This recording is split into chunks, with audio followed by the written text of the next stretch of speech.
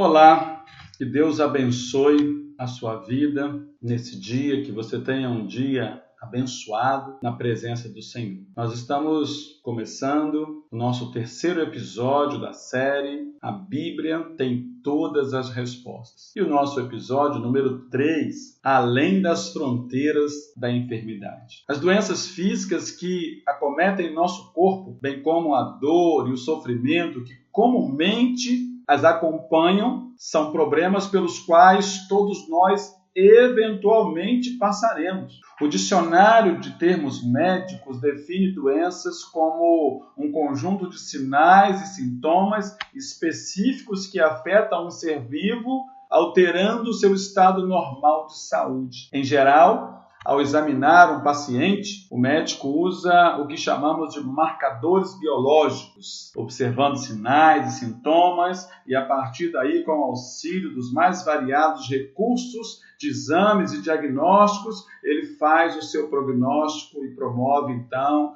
um tratamento ou para cura ou para melhoria no caso de doenças crônicas que ainda não possuem cura definitiva. A partir dessa perspectiva, como cristãos, nós precisamos pensar como ajudar pessoas que estão em tratamento médico ou sendo tratadas para doenças físicas ou orgânicas.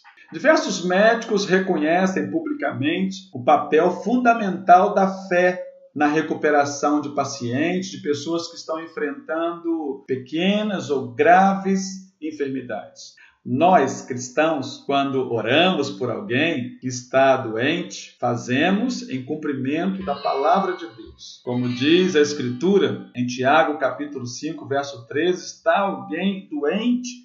Faça a oração. Fazemos isso porque, de fato, cremos que Deus pode curar esta pessoa. Porque temos a promessa de Jesus, a promessa do Pai. Por isso, oramos. No entanto, é preciso ter em mente que em tudo há um propósito da parte de Deus para conosco. É possível que o Senhor não deseje curar fisicamente alguém, não deseje nos curar fisicamente e nos santificar e nos levar cada vez mais perto dele, porque o propósito final do homem é glorificar a Deus. Nós encontramos na Bíblia diversos exemplos de homens, mulheres que foram curados, que foram sarados, mas por outro lado também encontramos exemplos de pessoas que Deus permitiu a morte. Então Deus é o mesmo Deus da Bíblia, Ele não mudou e Ele não muda jamais. Então, não se esqueça disso jamais. Por isso, eu quero lembrar você de alguns princípios a respeito de como ajudar pessoas que têm sofrido com doenças, que têm padecido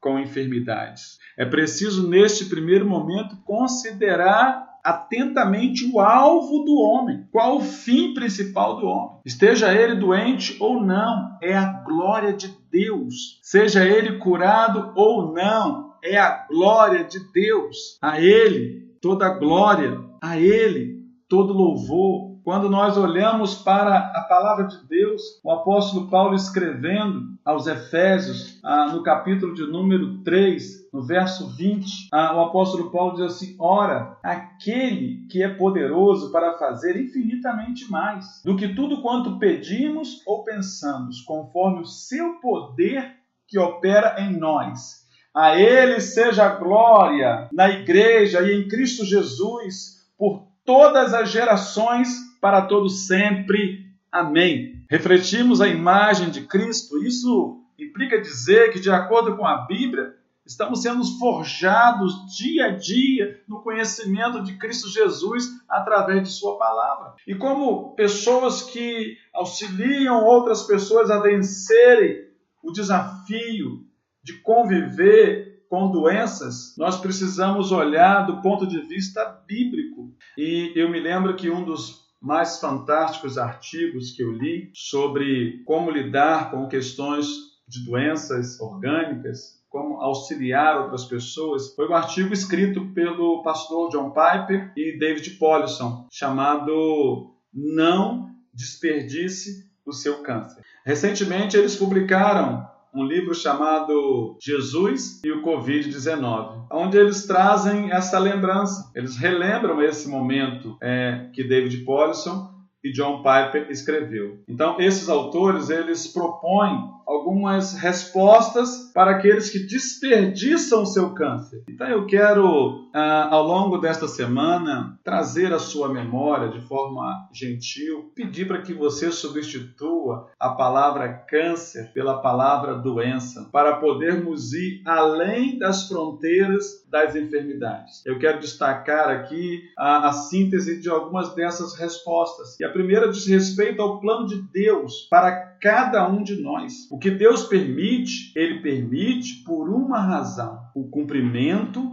do seu propósito. O outro aspecto a respeito das doenças que é destacado neste artigo ele diz, é tolice não pensar em como será deixar a vida e encontrar-se com Deus. Pois a Bíblia fala constantemente que viveremos, morreremos fisicamente.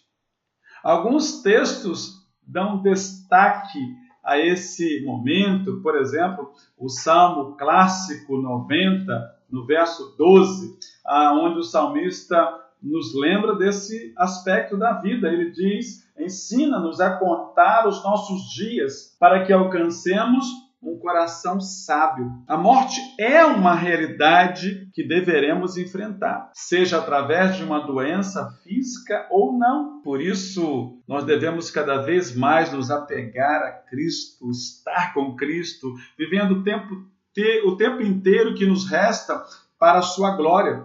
E então saberemos que, mesmo uma doença orgânica, deve glorificar a Deus. Devemos lembrar aquelas pessoas que têm sofrido, têm padecido por alguma enfermidade, alguma doença, que em Cristo a nossa esperança ela é eterna. Nós somos cidadãos do céu e lá na eternidade não haverá dores, enfermidades, doenças, sofrimento. A morte não vai mais existir. Por isso eu quero convidar você, eu quero ofertar àqueles que estão passando pelo sofrimento, de qualquer que seja a enfermidade, esperança em meio à dor, esperança em meio ao sofrimento. A única maneira de fazermos isso é olharmos para a palavra de Deus, olharmos para a Bíblia, porque ao olharmos para a Bíblia, saberemos que as doenças e os sofrimentos devem ser esperados neste mundo caído. Contudo,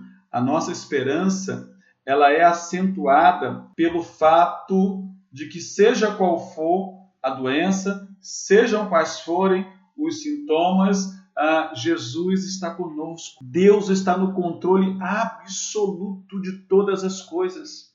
Eu quero aqui agora parafrasear nosso irmão e pastor John Piper neste artigo, não desperdice o seu câncer, e eu quero parafrasear dizendo, não desperdice a sua doença. Então eu quero considerar algumas coisas com você ao longo desta semana. Em primeiro lugar, mesmo que uma doença humanamente incurável, saiba que ainda assim faz parte do plano de Deus para a sua vida. Em segundo lugar, mesmo uma doença humanamente incurável não é maldição para a sua vida, mas permissão de Deus. Em terceiro lugar, busque conforto no Senhor. Se você for curado, glorifique a Deus, agradeça a Deus. Se você não for curado, glorifique a Deus e agradeça a Deus. Pense na morte como parte da vida eterna. Pense na morte como uma vírgula que nos levará à eternidade. E lá desfrutaremos com Deus. Em quinto lugar, seja o que Deus tiver reservado para você. A morte através de uma doença. Glorifique a Deus. Em sexto lugar, não desperdice a sua doença. Não desperdice o seu tempo buscando informações sobre esta enfermidade. Pare com isso. Use todo o tempo que você tem para viver para Deus. É isso que Ele deseja, que Ele espera de você, querido. Em sétimo lugar, não deixe que a sua doença o leve à solidão. Tem pessoas que lhe amam. Deus nos criou para sermos seres comunicativos. Continue investindo nos relacionamentos piedosos, na sua família, entre seus amigos, entre os irmãos da igreja. Não fique como os que não têm esperança, porque a nossa esperança é na eternidade. A nossa morada final não é na terra, mas no céu. Em nono lugar, continue buscando a viver em santidade, buscando cada vez mais